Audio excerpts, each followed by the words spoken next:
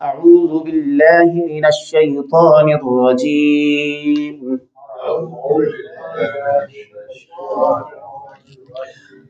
اعوذ، اس کا بہت احتیاط کیا کریں، اب تو ہمیں پڑھتے ہوئے کافی وقت گزر گیا۔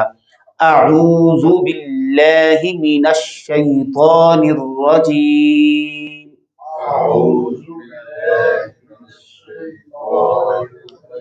بسم اللہ الرحمن الرحیم، قل هو اللہ احد،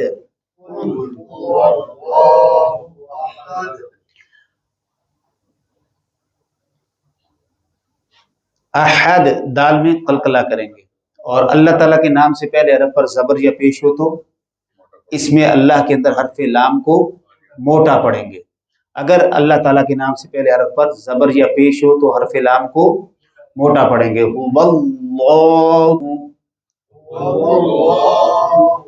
احد، اور قل میں قاف جو ہے اس کو بھی موٹا، قل، چونکہ اس کو باریک کریں تو پھر سٹک والا کاف، اور سٹک والا کاف اگر ہم باریک کل پڑھیں، کل، تو اس کا معنی ہوتا ہے کھاؤ، کھاؤ، اور اس کا معنی ہے کہو، تو معنی میں فرق پڑ جائے گا۔ اس کو آپ نے زبان کی جڑ اور نرم تالو سے، اوپر کے نرم تالو سے آپ نے اس کو حلق کے ساتھ لگانا ہے، حلق کے ساتھ، جو آخری حصہ ہے ہمارے جہاں کوا لٹک رہا ہے اس کے ساتھ۔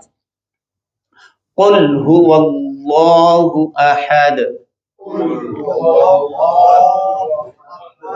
اور یہاں بھی آپ دیکھ رہے ہیں کہ اس میں اللہ سے پہلے حرف پر کیا آ رہی ہے؟ اللہ الصمد۔ اس کے برعکس یہاں پہ بسم اللہ، اللہ تعالیٰ کے نام سے پہلے زیر ہے تو بسم اللہ، بسم اللہ، یہ باریک ہو گئی آواز۔ اور یہاں پہ تجوید میں کیا قاعدہ، کیا اصول؟ اللہ الصمد، صاد کو بھی موٹا کریں گے، دال میں قلقلہ کریں گے، اللہ الصمد، لم یلد، یہاں بھی دال میں قلقلہ کریں گے، لم یلد۔ قلقلہ کس کو کہتے ہیں؟ آواز کا اپنے مخرج کے ساتھ لگ کر، ٹکرا کر، جنبش کے ساتھ واپس آنا۔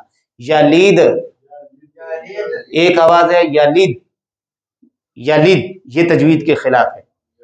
یلید، اس کو قلقلہ کہتے ہیں، آواز کا ٹکرا کے جنبش کے ساتھ واپس آنا۔ ولم یولد،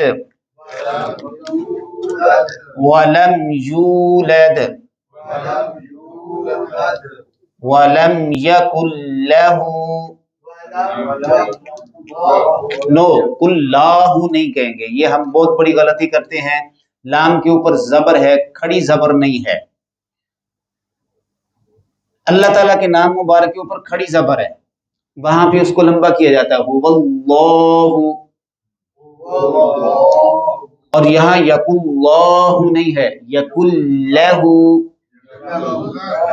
ایک تو نون جو ہے پوری طرح سے لام کے اندر ضم ہو جائے گا، اس کو ادغام کہتے ہیں، یعنی پوری طرح سے نون ساکن لام میں مدغم ہو کے اس کی آواز نہیں آئے گی، یقول لہ، اور لام کو باریک بھی پڑھیں گے کہ یہ اللہ کے نام کے علاوہ ہے۔ اللہ تعالیٰ کے نام کے اندر حرف لام کے علاوہ ہر حرف لام ہمیشہ باریک آواز سے پڑھا جاتا ہے۔ اور تیسری بات یہ کہ اس کے اوپر کھڑی زبر نہیں ہے، پڑی زبر ہے، اس لیے اس کو لمبا نہیں کریں گے۔ وَلَمْ يَكُنْ لَهُ كُفُوًا أَحَدٌ، احد، حد، احد، احد،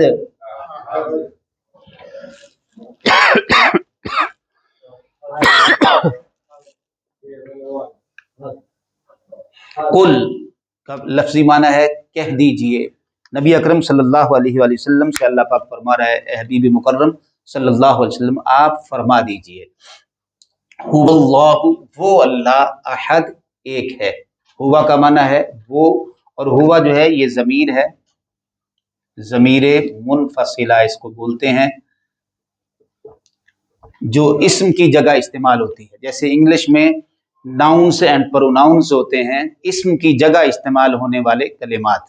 تو اسم تو ایک ہی بار کہیں بولا جاتا ہے، یا اسم کو انڈیکیٹ کیا جا رہا ہو تو اس وقت اس کا استعمال ہوتا ہے. ٹھیک ہے. ہوا، وہ، ہوا کا معنی وہ. اللہ، وہ اللہ، احد، ایک ہے. کہہ دیجئے وہ اللہ ایک ہے. اب یہاں بڑی خوبصورت بات ہے کہ اگر صرف یہ کہہ دیا جاتا کہ آپ کہہ دیجئے اللہ ایک ہے، ہوا نہ لگایا جاتا بیچ میں، تو کیا فرق پڑتا تھا؟ اب اللہ کا کلام ہے، بے معنی یا بے مقصد تو نہیں ہو سکتا. میری بات کمزور اور ناقص ہے، اللہ کا کلام اس کے اندر کوئی نقص نہیں ہے، وہ ہر عیب سے پاک ہے. تو یہاں ہوا کا ایک مفہوم یہ ہے کہ اللہ پاک نے حضور نبی اکرم صلی اللہ علیہ وسلم کو اپنے ایک ہونے کا جو علم تھا وہ یقینی طور پر عطا فرمایا تھا. یعنی اللہ نے اپنے ایک ہونے کی خبر، نبی کا علم جو ہے وہ ناقص نہیں ہوتا، شک یا ظن پر مبنی نہیں ہوتا. نبی کو جو اللہ پاک علم عطا فرماتے ہیں وہ یقینی ہوتا ہے، وہ یقینی ہوتا ہے. یعنی اللہ پاک یہ فرما رہے ہیں کہ اللہ نے حضور نبی اکرم صلی اللہ علیہ وسلم کو وحی کے ذریعے سے یہ علم عطا فرما دیا کہ وہ اللہ ایک ہے. ٹھیک ہے، ایک بات. اور دوسرا اس کے اندر بڑا خوبصورت ایک مفہوم یہ بھی ہو سکتا ہے کہ خود حضور نبی اکرم صلی اللہ علیہ وآلہ وسلم وہ ہستی ہیں جنہوں نے اللہ کی اپنی ان دو آنکھوں کے ساتھ زیارت کی، اپنے اس وجود کے ساتھ زیارت کی. لہذا اگر دو یا تین ہوتے تو حضور فرماتے کہ اللہ دو ہیں، اللہ تین ہیں. کیونکہ حضور اللہ کو خود اپنی آنکھوں سے دیکھ کر آ رہے تھے تو فرمایا کہ وہ اللہ ایک ہے. ہاں، جس کو دیکھا. یہ اس طرف بھی اشارہ ہو سکتا ہے. میرے ذہن میں ایسے یہ بات آ گئی آج جب میں مطالعہ کر رہا تھا کہ یہ ہوا اس طرف بھی اشارہ ہو سکتا ہے. واللہ ایک تو وحی کی طرف اشارہ ہے کہ وحی کے ذریعے سے، اور دوسرا حضور نبی اکرم صلی اللہ علیہ وسلم کو اللہ پاک نے جبرائیل امین علیہ السلام کے ذریعے سے جو وحی بخشی وہ تو بخشی ہی. ایک وہ مقام معراج میں وہ بھی آیا جہاں جبرائیل امین علیہ السلام بھی نیچے رہ گئے تھے اور اللہ پاک نے سارے حجابات اٹھا کے اپنے قرب خاص میں اپنے دیدار سے حضور نبی اکرم صلی اللہ علیہ وسلم کو نوازا. اب وحی کی جا رہی ہے، میرے محبوب آپ فرما دیجئے کہ وہ اللہ ایک ہے. اللہ صمد، اللہ بے نیاز ہے. صمد کے کئی معنی آتے ہیں. صمد کا معنی ہے جس کی طرف حاجات پیش کی جائیں، جس کی طرف ضروریات پیش کی جائیں اور وہ کسی کی طرف احتیاج نہ کرے، وہ کسی کا حاجت مند اور ضرورت مند نہ ہو، اس کو صمد کہتے ہیں. دیکھیں، میں آپ سے اگر کوئی حاجت کرتا ہوں، حاجت طلب کرتا ہوں تو آپ خود بھی حاجت مند ہو سکتے ہیں. میں آپ سے کوئی ہیلپ چاہتا ہوں، آپ میری ہیلپ کر دیتے ہیں. میں کوئی چیز مانگتا ہوں، آپ مجھے کوئی چیز دے دیتے ہیں، میری حاجت روائی ہو گئی، آپ نے کر دی.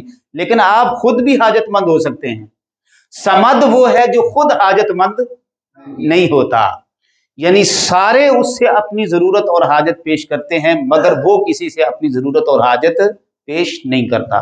اس کو صمد کہتے ہیں. جو دوسروں کو کھلاتا ہے خود نہیں کھاتا. وہ یطعم ولا یطعم، وہ کھلاتا ہے کھاتا نہیں ہے. لا تأخذہ سنۃ ولا نوم، اس کو نہ نیند آتی ہے نہ اونگ آتی ہے. ہم سو بھی جاتے ہیں، ہم پر غفلت بھی آتی ہے، اللہ پر غفلت نہیں آتی ہے، اللہ پر اونگ نہیں آتی ہے، نیند نہیں آتی ہے.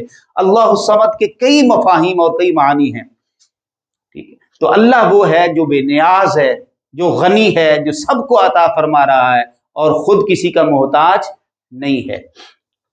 لم یلد، کفار کہتے تھے کہ اللہ کی بیٹیاں ہیں، اللہ کی بیٹیاں ہیں، فرشتے اللہ کی بیٹیاں ہیں. یہاں مجھے آپ کا سوال ذہن میں آ رہا ہے جو آپ نے شروع میں کیا تھا، اس کو دہرا دیجئے گا یہاں پہ جب میں بات ختم کروں. اللہ کی بیٹیاں ہیں، اللہ سے اللہ کی اولاد ہے. ٹھیک ہے، تو اللہ پاک نے یہاں پر اس کی نفی کرتے ہوئے فرمایا کہ اللہ کی کوئی اولاد نہیں ہے. لم یلد، اگر اللہ کی اولاد ہو، دیکھیے اگر اللہ کی اولاد ہو تو پھر لازمی بات ہے کہ اولاد کے اندر باپ کی صفات ہوتی ہیں.